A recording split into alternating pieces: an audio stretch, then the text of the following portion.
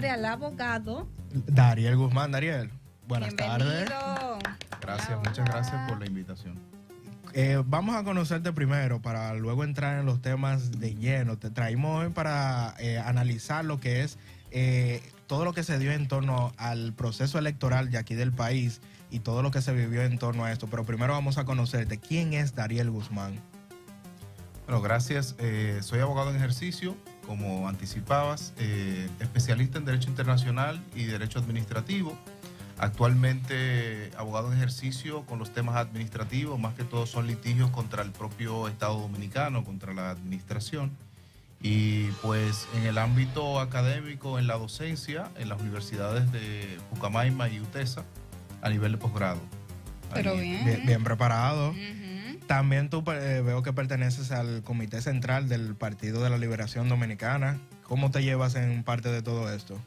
Bueno, es parte de la actividad política. Tengo ya muchos años vinculado al Partido de la Liberación Dominicana y tanto he participado con la parte en el ámbito político electoral como en los procesos de diálogo nacional, reforma administración pública. Ha sido muy interesante el activismo político como la función gubernamental también. Estuve más de 10 años en la función pública.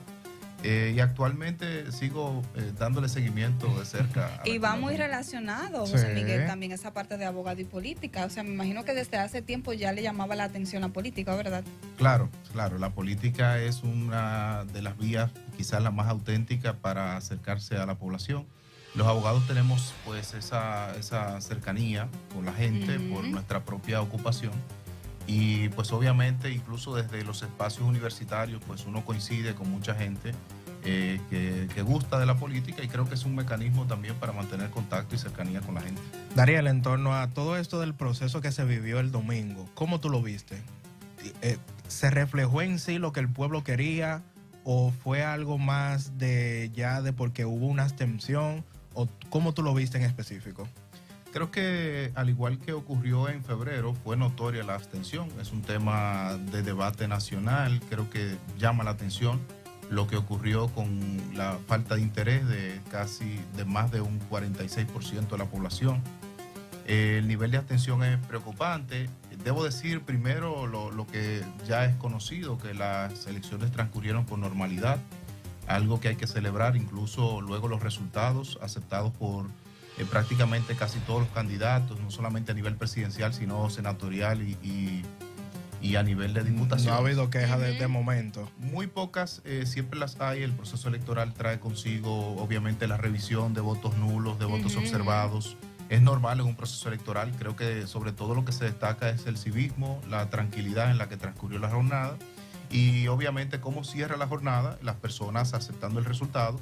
Y digamos que nos levantamos ayer con la alegría, la tranquilidad de que el país continúa como debe ser, más allá del proceso electoral. No, y que muchas personas, disculpa Adrián, muchas personas veían de que, ok, usted va y vota el domingo, pero su vida sigue normal, no se vaya a matar por un político, no vaya a arriesgar su vida, porque su vida después del domingo sigue normal. Sí, Mira, hoy igualita. estamos a martes, seguimos normal y vamos a seguir normal. Ahora, el proceso que se vivió el domingo, yo digo que fue un proceso sumamente democrático, ya que las personas sí fueron a elegir a los candidatos que querían. Pero en torno a esto del sistema de Hunt, ¿qué tú opinas? Porque sabemos que se eligen los diputados, elegimos los diputados por la mayoría de votos que obtiene el partido y no por específicamente el candidato que yo sea el quiera, más votado, que no es así. no es electivo, es por la cantidad de lo que el partido coja. Si el partido, un ejemplo, tiene, póngale usted un 50%, se dividen entre los candidatos que va a esa demarcación y se eligen hasta 5 y 6 de un solo partido. No es un poco injusto. No es un poco injusto eso. Bueno, todos los sistemas democráticos son imperfectos. Sabemos que es una queja no solamente de nuestro sistema, incluso el sistema norteamericano, con aquello de que no necesariamente el que obtiene más votos es el que resulta electo presidente, por poner un ejemplo, que es conocido.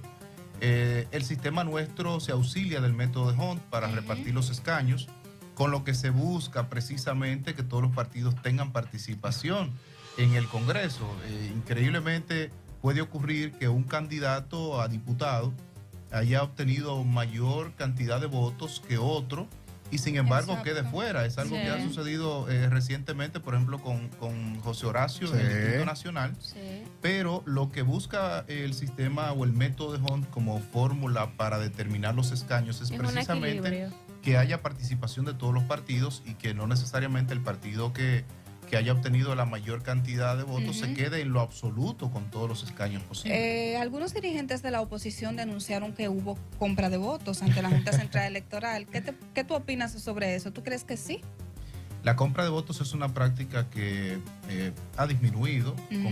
en comparación con procesos anteriores, pero sigue siendo una práctica denunciada por los partidos. Vimos como en el mes de febrero la propia OEA, por ejemplo, como órgano observador Ajá, internacional, rendía un informe donde hablaba de este tipo de práctica.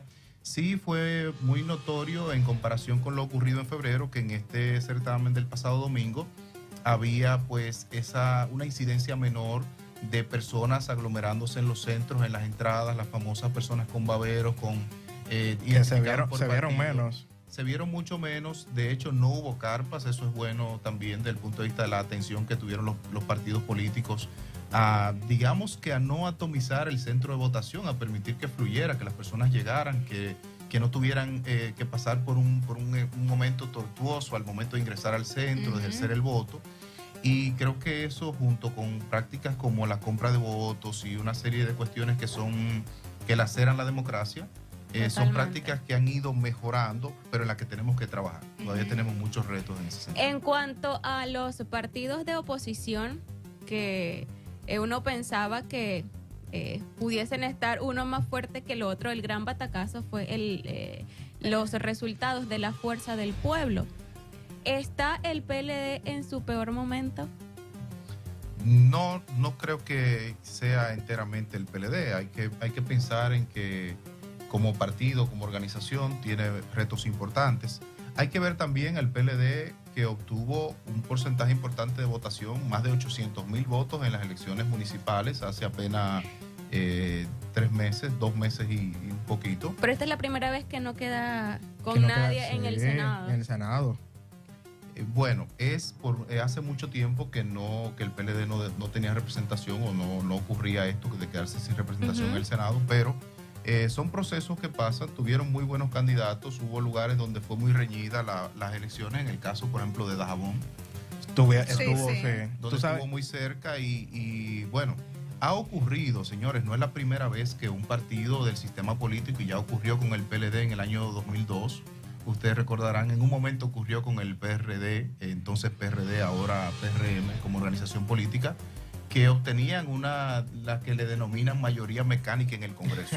Eso ha ocurrido en el pasado, y si ustedes se fijan en la votación que obtuvieron algunos senadores, es muy parecida a la que obtuvo el presidente de la República, el reelecto presidente, lo que habla de que el apoyo presidencial o la figura presidencial tuvo un rol, el candidato presidencial del oficialismo tuvo un rol en esto bueno, voy a votar por el presidente y de paso voy a votar por el senador. Es decir, que esto sí tuvo un efecto importante. Ahora,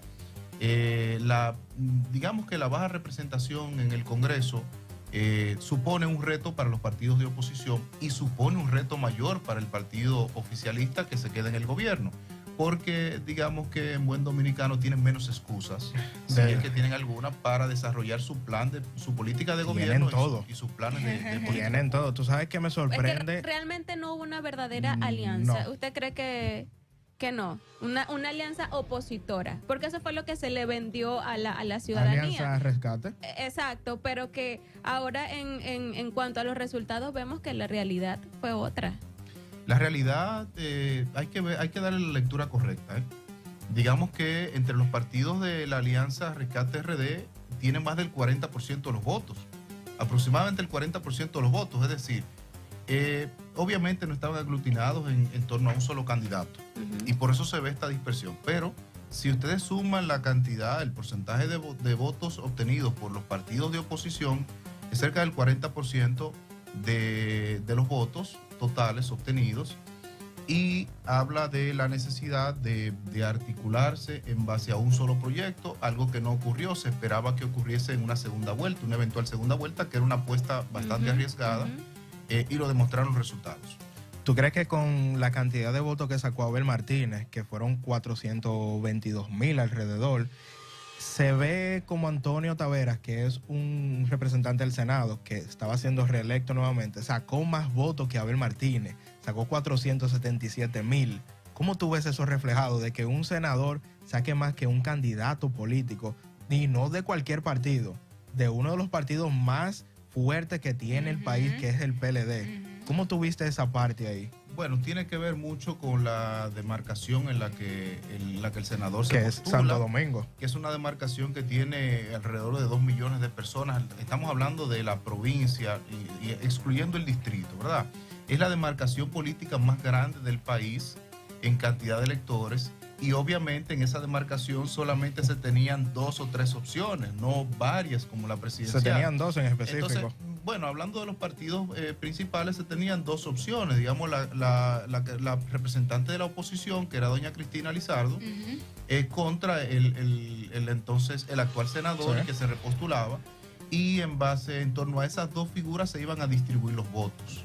Es obvio que no es igual al espíritu de tener Que era a 3, nivel 4 nacional. candidatos a nivel nacional, y por tanto la demarcación se polarizaba en torno a 2 personas, no en torno a 3 o a 4 como ocurrió con la parte presidencial. Que fue un poco más difícil. Y con todo esto de que el presidente ha dicho que va a haber una nueva reforma fiscal, ¿cómo tú ves esto de que el presidente vaya a trabajar verdaderamente sobre una reforma fiscal, una reforma de trabajo, que ya lo han mencionado muchas veces, que se han postergado? Desde el 2021 hemos visto cómo se han propuesto, y el mismo presidente como que le ponía un stop y le decía, espérense ahí, vamos a aguantar. Como yo no sé si él estaba esperando a ganar nuevamente o si él quería verdaderamente hacer una reforma fiscal. ¿Qué tú opinas? Hay que ver, bueno, lo primero es que esta es una coyuntura particular. El presidente inicia un segundo mandato con una declaración que es para mí la que más impacto en el orden político y social puede tener, que es que él no va a buscar una repostulación. Ojalá. Comienza con eso. Quiera Dios, porque el año pasado él dijo Y que no.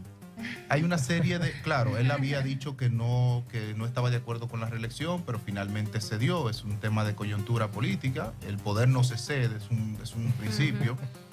Y en torno a lo que nos espera en estos 4 años de gobierno, creo que el presidente ha sido, digamos que sincero, por la realidad del país. A nuestro país le hacen falta una serie de reformas que hay que impulsar. Claro. Él se queda muy corto en el periodo que todavía que está concluyendo respecto a las principales reformas que el país demanda, entre ellos la reforma fiscal, la reforma laboral, la reforma al Código Penal, aquel Código Penal que se tiene debatiendo casi 30 años, desde el 96, 97, y algunas otras reformas importantes que están por ahí. Los reclamos a la reforma de la seguridad social, que es un tema que hay que volver a colocar en el debate. Claro que sí. Entonces el presidente, más que todo, y reitero lo que decía hace un momentito, no tiene excusa, porque tiene una mayoría mecánica en el Congreso, lo que implica que el despliegue de sus políticas, las reformas, sobre todo en el orden normativo, él va a tener la posibilidad de impulsarlas desde su propio partido, igual que la reforma constitucional, que es un tema que entiendo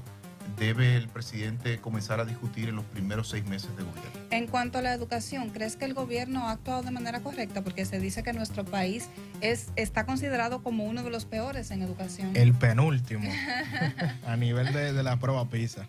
Educación sigue siendo un reto, y creo que le pone mayor peso el hecho de que se destinen tantos recursos. La población espera mejores resultados y el presidente tiene pues un gran reto en ese sentido. La educación por momentos parece estancada.